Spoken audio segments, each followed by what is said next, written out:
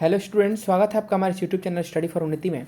और देखिए, making of globalisation यानी मेकिंग ऑफ ग्लोबल वर्ल्ड की कुछ इंपॉर्टेंट क्वेश्चन के साथ यहाँ पर आपके साथ जुड़ गए हम।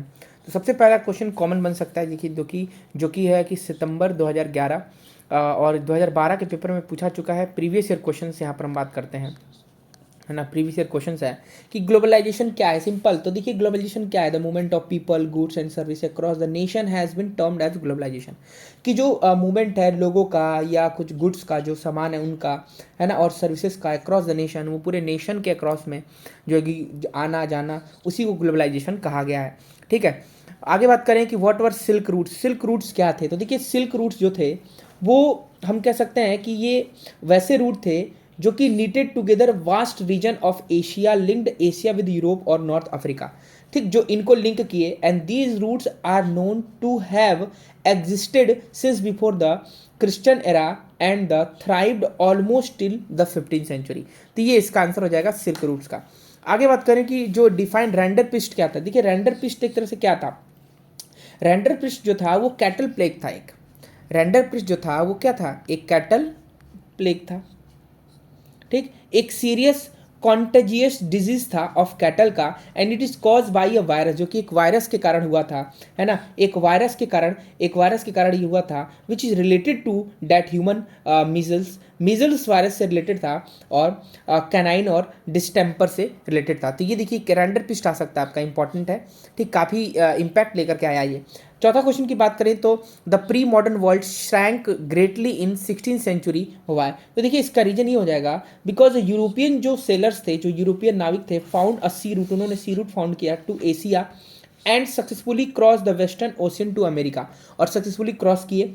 और दूसरा अगर हम बात करें तो जो पोर्टुगीज थे, जो पुर्तगाली थे, एंड स्पेनिश, और जो स्पेनिश थे, वो कॉन्क्विस्ट एंड कोलोनाइजेशन, वो मतलब विजय पाए colonization पे of America was decisively under way by the mid of 16th century. तो ये इसका आंसर हो जाएगा। Who discovered America. देखिए डिस्कवर अमेरिका, अमेरिका का डिस्कवरी किसने किया था, क्रिस्टोफर कोलंबस ने किया था।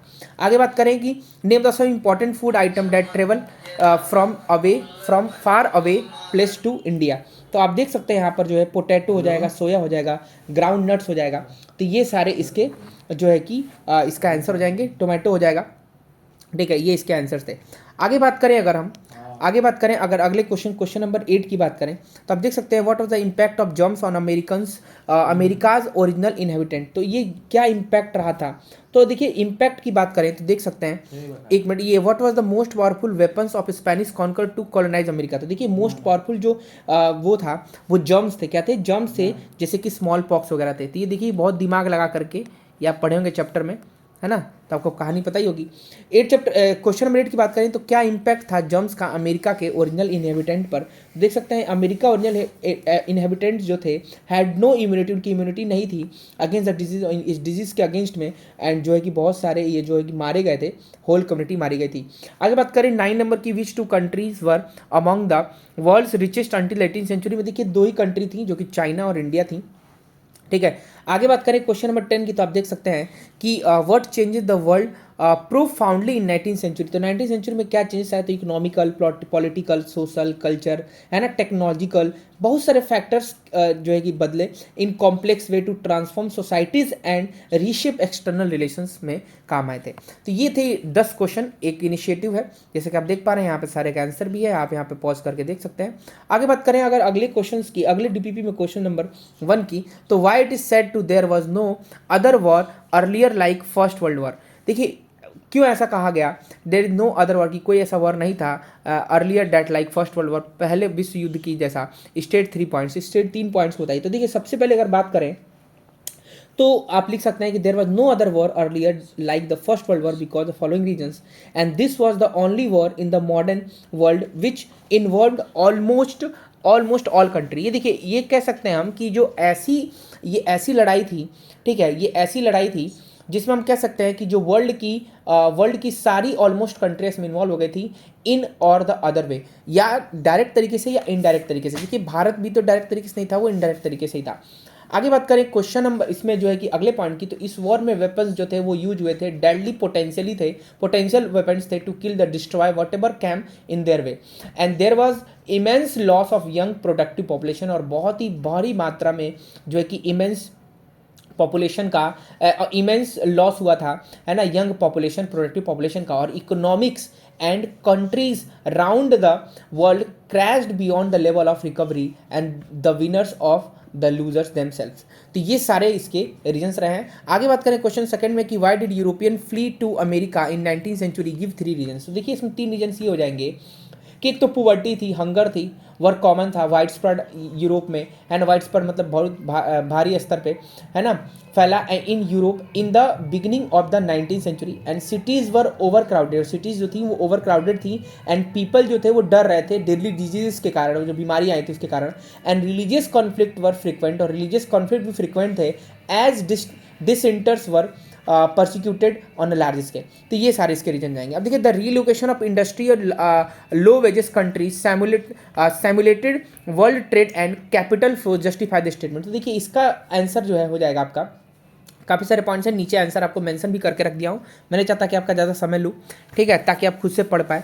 अब देखिए अगला क्वेश्चन है, why did house hold income decline after the first world war, house hold income को क्यों डिक्लाइन कर दिया गया। तो ये सारे क्वेश्चन जो भी देख सकते हैं, ये वाले क्वेश्चन, ये सारे क्वेश्चन के आंसर आपको नीचे यहाँ पर मिल जाएंगे। आप वीडियो पॉज करिए, आप देखिए, आंसर पढ़िए, दिमाग लगाइए, कोशिश करिए, ठीक है, और इसको तैयार करिए। आगे बात करें अगर हम अगले वाले डीपीपी की, तो राइट अ ब्रीफ नोट आ सकता है आयरिश पोटैटो फेमिनिन। देखिए ये बहुत फेमस क्वेश्चन है कि आयरिश पोटैटो फेमिनिन पे आपको जो है कि शॉर्ट नोट लिखने के लिए आ सकता है। तो देखिए हुआ क्या था, यूरोप में जो यूरोप था वो पुअर था, began to eat better and live, और वो जब अच्छा खाना चालू किए and live longer with the introduction of humble potato, Ireland का जो पुअरेस्ट पीजेंट थे बिकम सो डिपेंडेंट, वो बहुत डिपेंडेंट हो गए थे पोटैटो पे, and that when disease destroy the potato crops, और जब डिजीज जो थे वो पोटैटो क्रॉप्स को डिस्ट्रॉय कर दिए, तो मिड 1840s में, है ना, मिड 1840s में जब डिस्ट्रॉय कर दिए, तो आप देख सकते हैं उसके बाद से 100,000 डैड एंड स्टारवेशन, और भूखमरी के कारण काफ़ी लोग मर गए, और उसके बाद से जो है कि these starvation death were called the Irish potato feminine, और ये आयरिश पोटैटो फेमिनिन के नाम से जाना गया था कि आलू जो था वो काफ़ी ईजी टू ईट था, इस कारण से बात हुई। अब देख सकते हैं कैनल कॉलोनाइज क्या होता है, इसमें भी नीचे मैं दिखा दिया हूँ, इसका आंसर देख लीजिएगा।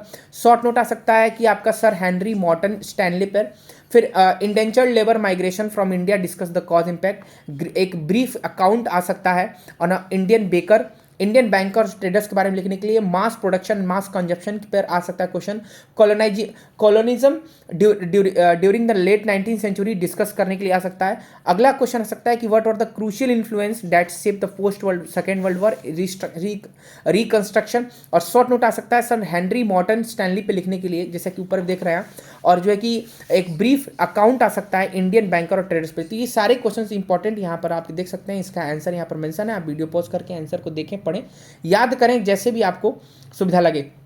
आगे बात करें अगर हम क्वेश्चन नेक्स्ट डीपीपी की, तो आप देख सकते हैं यहाँ पर अगला डीपीपी है कि यहाँ पर जो है कि मल्टीपल चॉइस क्वेश्चंस के साथ कुछ आपके साथ खेला गया यहाँ पर। तो देखिए पहला क्वेश्चन आप देख सकते हैं, पहला क्वेश्चन है कि सिल्क रूट्स, ठीक है, जो कि have existed before, known to have existed before the, तो इसका हो जाएगा, अभी आपको ऊपर भी बताया हूँ, क्रिश्चियन एरा में 15th सेंचुरी में। ठीक, अगला क्वेश्चन देखें, which of the following statement correctly identify the कॉन्स लॉ। देखिए कॉन्स लॉ को कौन आइडेंटिफाई कर रहा था, तो बेशक आपका रिस्ट्रिक्टेड द इंपोर्ट ऑफ कॉन्स टू इंग्लैंड, ये आपका आंसर सही हो जाएगा। आगे बात करें अगर क्वेश्चन नंबर 3 की, तो जो इकोनॉमिस्ट आइडेंटिफाई कर रहे थे 3 टाइप्स के movement of flow with in international economic exchange, which one does not exist among them, इसमें से कौन सा एग्जिस्ट नहीं कर रहा था, तो इसमें आपका हो जाएगा फ्लो ऑफ रॉ मटेरियल्स नहीं एग्जिस्ट कर रहा था। क्वेश्चन नंबर 4 की बात करें तो आप देख सकते हैं कि विच of the following was not a distension of Indian intention migrant, का जो है कि डिस्टेंशन नहीं था, डेस्टिनेशन नहीं था, तो ये इसमें आपका आंसर हो जाएगा आपका बिल्कुल जो है कि जापान, आंसर सही है। पांचवें की बात करें, देखिए एक जो है कि film match the following type का क्वेश्चन है, तो देखिए पांचवें का जो आंसर हो जाएगा वो आपका यहाँ पर जो है कि डी वाला हो जाएगा, आप एक बार इसको मिला करके देख भी लीजिएगा। आगे बात करें छठवें क्वेश्चन में, तो छठवां क्वेश्चन आप देख सकते हैं, इसमें दे रखा है कि what help the colonisation Asian and African country and define the correct statement. तो देखिए करेक्ट स्टेटमेंट आपका जो है कि क्वेश्चन नंबर 6 का ऑप्शन सी बनेगा, technology investment and improvement in transport. आगे बात करें क्वेश्चन नंबर 7 में, who adopted the concept of assembly line to produce automobiles. Assembly line जो है कि कॉन्सेप्ट, असेंबली लाइन के कॉन्सेप्ट को किसने जो है कि अडॉप्ट किया था, है ना, ऑटोमोबाइल को प्रोड्यूस करने के लिए। तो देखिए क्वेश्चन नंबर 7 का जो ऑप्शन है वो हेनरी फोर्ड के नाम से हो जाएगा। आप देखते भी होंगे फोर्ड की कारें आती हैं।